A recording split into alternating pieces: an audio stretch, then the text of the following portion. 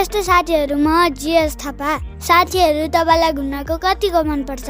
मलाई त घुम्न धेरै मन पर्छ। आज म एउटा रमाइलो ठाउँमा घुम्न आइपुगेको छु। तपाईलाई म आज सँगै घुमाउँछु ल। आज म नेपालकै एक मात्रै चिडियाखानामा आइपुगेको छु। यसलाई चाहिँ सदर चिडियाखाना अर्थात् सेन्टर जू भनिन्छ। यो ललितपुरको जावलाखेलमा छ।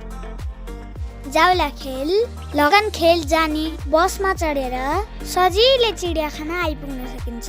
म चाहिँ बाबा मम्मीसँग बाइकमा आएको हुँ। चिडियाखाना भनेको चाहिँ हामी मानिसहरू बस्ने घर जस्तै जनावरहरूको बस्ने घर जस्तै हो। यो चिडियाखाना 6 हेक्टर क्षेत्रफल 120 रोपनीमा फैलिएको छ। साथीहरू, यसको इतिहास पनि निकै रोचक रहेछ।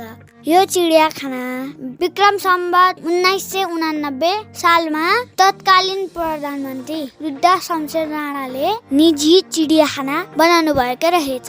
पछि यो नेपाल सरकारको स्वामित्वमा गयो अनि विक्रम सम्वत 2010 सालदेखि सर्वसाधारणका लागि खुला गरिएको रहेछ।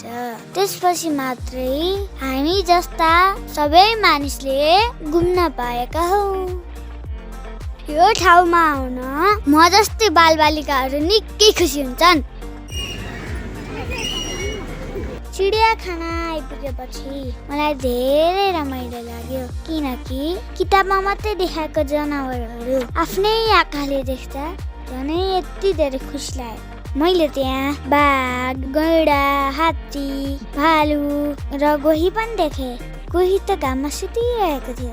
मलाई त सुरुमा नक्कली हो कि जस्तो लाग्यो, तर केही बेरपछि चल्यो अनि म त डरायो पनि। त्यहाँ धेरै चराहरू थिए। मुनाल, हाँस, ठुलो अस्ट्रिच चरा पनि देख्न पाइयो। यहाँ वनमान्छे, जलगैँडा लगायतका धेरै जनावरहरू छन्। साथीहरू, चिडियाखानामा एउटा महत्त्वपूर्ण नियम पनि रहेछ।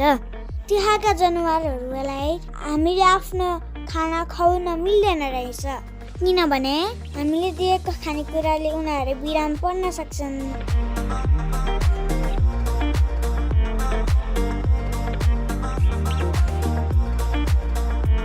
अब म तपाईँलाई बाघ देखाउँछु ल। बाघले भनेछ म यता छु। कता रहेछ हेरौँ है त।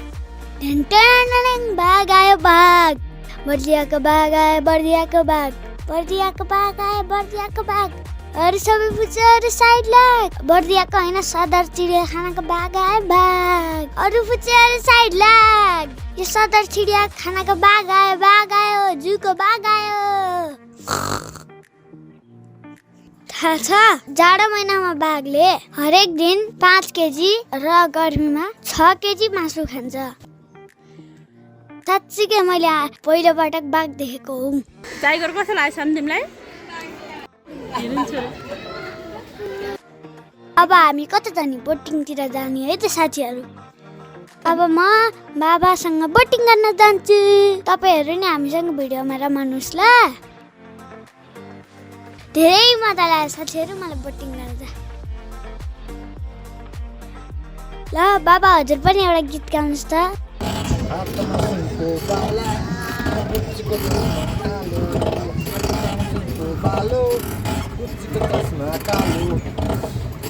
दुबई, पेरिस त्यसपछि फेरि लन्डन जाने भयो जौमाया घुमेर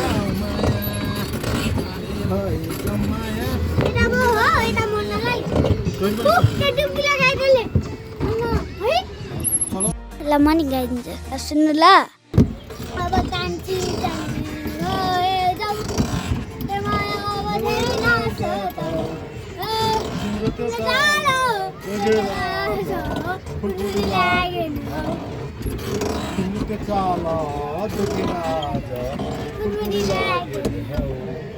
बिदाको समयमा मलाई त चिडियाखाना घुमेर धेरै मजा आयो।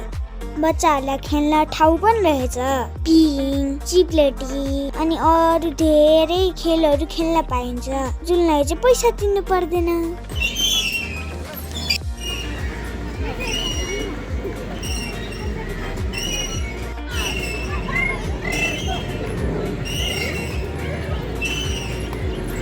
तपाईँहरूलाई पनि मौका मिल्यो भने एकपटक अवश्य घुम्न आउनुहोस् है। आजको भिडियो यति नै गाइजहरु। यो भिडियो तपाईलाई मन पर्यो भने लाइक, कमेन्ट, शेयर गरिदिनु होला।